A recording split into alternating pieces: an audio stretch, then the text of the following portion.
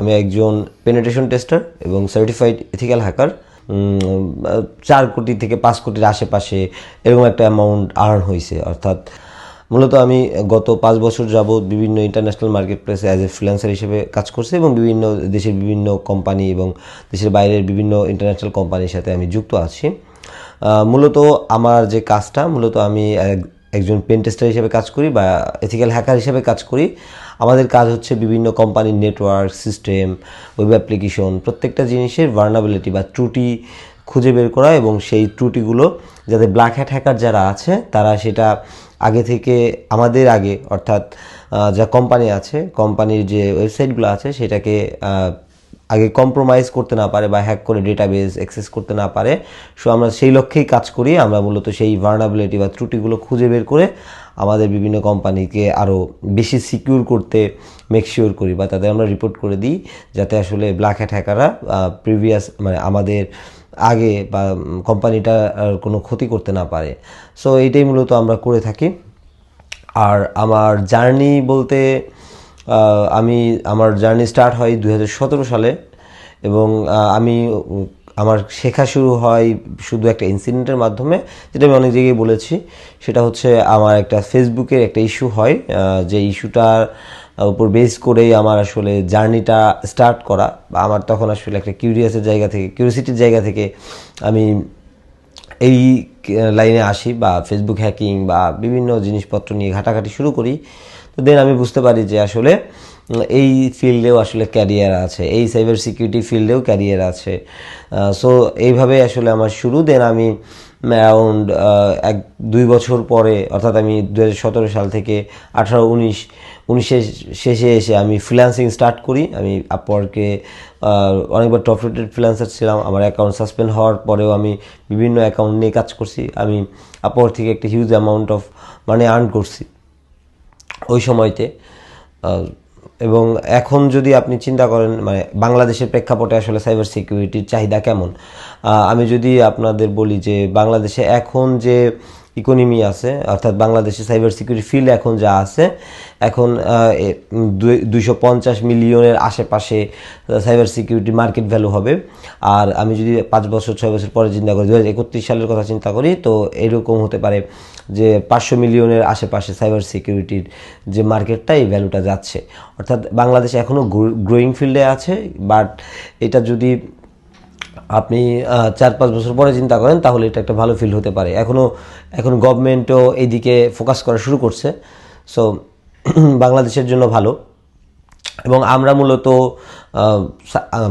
আপনি যেরকম বলতেছিলেন যে আমরা আসলে কী ধরনের ভূমিকা পালন করি বাংলাদেশে। সো অ্যাকচুয়ালি আমাদের কাজ হচ্ছে উইথ পারমিশনে কোনো কাজ করা। আমাদের সিকিউরিটি ইনফ্রাস্ট্রাকচার বলেন বা কোনো কোম্পানির ইনফ্রাস্ট্রাকচার বলেন বা কোনো কোম্পানির অ্যাপ্লিকেশন টেস্টিং বলেন, সিস্টেম টেস্টিং বলেন, সবগুলো আসলে পারমিশনের সাথে আমাদের যেতে হয়, কারণ এখানে ইলিগেলের কিছু ইস্যু চলে আসে। সো আমরা আসলে ইন্ডিভিজুয়ালি হ্যান্ড করতে পারি বা আমরা ইন্ডিভিজুয়ালি সিকিউরিটি মেক শিওর করতে পারি, বাট এটা তো আসলে আমাদের পারমিশন থাকে না। সো বিভিন্ন কোম্পানি যদি আমাদের সাথে যোগাযোগ করে তখন আমরা আসলে ইন্ডিভিজুয়ালি তাদের সাপোর্ট করে থাকি। এবং গভর্নমেন্টও যদি এই জায়গাতে আসলে ফোকাসড করে তো তাহলে দেখা যাবে যে এইখানে বাংলাদেশের মানে আমাদের দেশে আসলে অনেক অফেন্সিভ সিকিউরিটিতে অনেক লোক আছে, 10,000-এর বেশিও মানুষ আছে যারা অফেন্সিভ সিকিউরিটিতে কাজ করে, বা এর থেকে বেশি হতে পারে, 1 লাখের কাছাকাছি হতে পারে যারা কাজ করে। তাদের আসলে বাংলাদেশে এখনও ওই রকম ফিল্ড তৈরি হয় নাই। বাট আপনি যদি ইন্টারন্যাশনাল পার্সপেক্টিভে চিন্তা করেন তাহলে সাইবার সিকিউরিটির যে ফিল্ডটা, এই ফিল্ডটা অনেক ভালো। এবং অফেন্সিভ সিকিউরিটি বলেন, ডিফেন্সিভ সিকিউরিটি বলেন, যেটাতেই বলেন, এটার ফিল্ডটা ভালো। যেমন আমরা আসলে অনেকেই জানি না যে there is lot of remote opportunity. So remote opportunity আছে। আপনি যদি ভালো করতে পারেন তাহলে অবশ্যই আপনি রিমোট অপরচুনিটি পাবেন। আপনি চাইলে ফ্রিল্যান্সিং করতে পারবেন, আপনি চাইলে বাগ হান্টিং করতে পারবেন। তো এইটার ক্যারিয়ার আসলে খুবই ভালো। মানে ক্যারিয়ার ভালো বলতে এটা একটা ইউনিক সেক্টর যেখানে আসলে আপনি আপনার স্কিলটাকে কাজে লাগাইতে পারবেন। বাট আসলে এই স্কিলটাকে গেইন করা লিটিল বিট টাফ।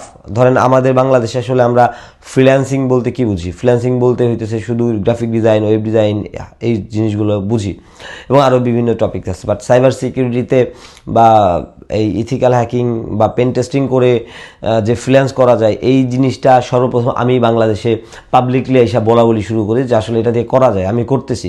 তো দেখো এখন মার্কেটে ট্রাফিক আরও বেড়ে গেছে। সো এটাই আর কি।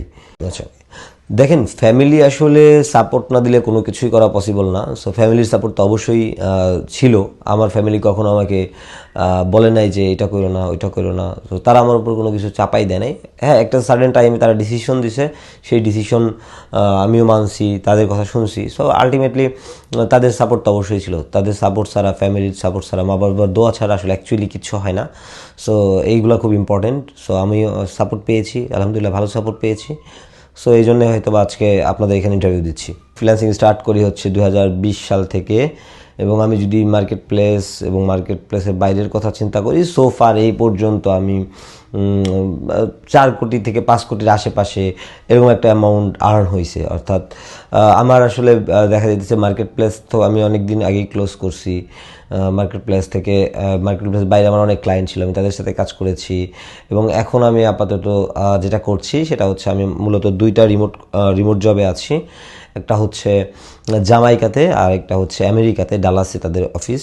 তো আমি মূলত রিমোট করছি তাদের সাথে, এবং আমি কিছু সার্টিফিকেশনও নিয়েছি যেটা আমাকে অনেক হেল্প করছে to get this kind of job. যেমন আমি ওএসসিপি করেছি, সিআরটিএ করেছি, এমসিআরটিএ করেছি, ইডাব্লিউপিটিএক্স করছি, PT1 করছি, দেন এরকম আরও কয়েকটা সার্টিফিকেশন করেছি। এবং আরও সামনে আরও কিছু করতে হবে, কারণ ইটস কন্টিনিউয়াস প্রসেস। আপনি যখন কন্টিনিউয়াসলি লার্নিংয়ের মধ্যে থাকবেন, দেন আপনি ভালো কিছু শিখতে পারবেন, বা তখন আসলে আপনার এই ফিল্ড আপনাকে অনেক কিছু দিবে। বাট আপনি যখন একটা সার্টেন টাইম অফ পিরিয়ড পর্যন্ত আপনি শিখবেন, তারপর হচ্ছে আপনাকে এই ফিল্ডে আসলে আপনাকে দেওয়ার মতো কিছু নাই, কারণ আপনি আপ টু ডেট থাকেন না। আর শেখার বলতে যারা শিখতে চাই, যারা মানে আমি এখন আবার বাংলাদেশ কম্পিউটার কাউন্সিলেও মাঝে মধ্যে ক্লাস নিয়ে থাকি, এবং ইন্ডিভিজুয়ালি ট্রেনিং করাই। বলতে আমার ওয়েবসাইট আছে soundmeet.com, সেইখানেও আমি ট্রেনিং করাই। আমার অনেক স্টুডেন্টস আছে যারা হচ্ছে ট্রেনিং করে বাগ হান্টিং করতেছে, জবের জন্য ট্রাই করতেছে, জবও করতেছে কেউ। সো আসলে এটা যদি ধরেন এরকম চিন্তা হয় যে আমরা 3 মাস 4 মাস কোর্স করে অনেক ভালো কিছু করে ফেলবো, ব্যাপারটা এরকম না। আপনাকে অবশ্যই কোর্স জিনিসটা হচ্ছে আপনার একটা গাইডলাইন। আপনাকে গাইডলাইন দেওয়ার পর আপনি ওইটাকে নিয়ে কতটা প্র্যাকটিস করতেছেন, কতটা কন্টিনিউয়াস প্রসেসে আসেন, এটার উপর ডিপেন্ড করে আপনার ক্যারিয়ার স্টার্ট হইতে পারে। বাট হ্যাঁ, cyber security is a good field. আরেকটা প্রশ্ন আপনি করছেন যে এআই আসলে সাইবার সিকিউরিটিকে কতটা ইম্প্যাক্ট ফেলে, রাইট? সো আসলে এআই যখন আসছে বাংলাদেশে না আর কি, ওয়ার্ল্ডে এআই যখন ইম্প্যাক্টটা আসছে, তখন আসলে সবাই বলতেছে জব চলে যাবে, এই করে চলে যাবে। যারা আসলে টেকনিক্যালি সাউন্ড গুড, যারা কোর জিনিসপত্র জানে, তাদের আসলে কখনো এআই জব নিতে পারবে না। তো সাইবার সিকিউরিটিতে এআই আসার কারণে আরও ভালো হয়েছে। সাইবার সিকিউরিটি ফিল্ডটাই যেমন অফেন্সিভ সিকিউরিটির জন্য এগ্রেসিভলি হ্যাকাররা অ্যাটাক পারফর্ম করতে পারতেছে, রিকন করতে পারতেছে, এবং ডিফেন্সিভ পার্টেও ঠিক তাই। মানে তারাও আসলে অটোমেটিক্যালি অ্যাটাক্সের টাইপসগুলো ধরতে পারতেছে, অ্যালগোরিদমগুলো ডিটেক্ট করতে পারতেছে, সিগনেচারগুলো ম্যাচ করাইতে পারতেছে। সো এখানে আসলে দুই দিকেই লাভবান। বাট এইটা আসলে আপনাকে প্রপারলি যে আপনার সাইবার সিকিউরিটি ফিল্ডটাকে মিনিমাইজ করে ফেলবে, ব্যাপারটা এরকম না। আমি 2021 সাল থেকে নিজেকে সাইবার সিকিউরিটি স্পেশালিস্ট হিসেবে গড়ে তোলার জন্য সাউন্ডমিরের থেকে হেল্প নিই এবং সাউন্ডমিরের কোর্স কমপ্লিট করি। সাউন্ডমিরের কোর্স কমপ্লিট করার পরে আমি মার্কেট প্লেসে আসি এবং মার্কেট প্লেস থেকে আর্নিং করি। এখন আমি নিজেকে এবং নিজের ফ্যামিলিকে হেল্প করতে পারছি ফিনান্সিয়ালি, এবং ফিনান্সিয়ালি অনেক দিন ধরে নিজে স্বাবলম্বী হয়ে গড়ে তুলতে পেরেছি। সেটার পিছনে একমাত্র অবদান সাউন্ডমিরের। আমি নাফিস হাসান, আমি বর্তমানে সাইবার সিকিউরিটির কোর্স করছি। আমার মনে হচ্ছে এর সাইবার সিকিউরিটির ফিউচার অনেক ভালো, এবং আমি প্রথমে ইউটিউবে শাওনমির ভাইয়ার সাইবার সিকিউরিটি রিলেটেড ভিডিও দেখে ইন্সপায়ার হয়েছি, এবং আমি আমার ফিউচার সাইবার সিকিউরিটিতে গড়তেছি। আসসালামু আলাইকুম, আমি রাকিব মোল্লা। আমি একজন সাইবার সিকিউরিটি স্পেশালিস্ট হিসেবে কাজ করে আসছি। আমার এই সাইবার সিকিউরিটি স্পেশালিস্ট হিসেবে গড়ে ওঠার পিছনে শাওন মিডিয়া বিষয়ের অবদান রয়েছে।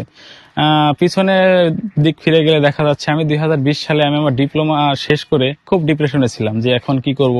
ঠিক তখনই আমি শাওন মিডিয়ার ইথিক্যাল হ্যাকিং লাইভ কোর্সের সন্ধান পাই এবং ওইখান থেকে কোর্স করি। কোর্স করার পরে আমি এখন নিজেকে একজন সাইবার সিকিউরিটি স্পেশালিস্ট হিসেবে গড়ে তুলেছি এবং নিজে স্বাবলম্বী হয়েছি এবং আমি আমার পরিবারকে সম্পূর্ণ সাপোর্ট দিতে পারছি।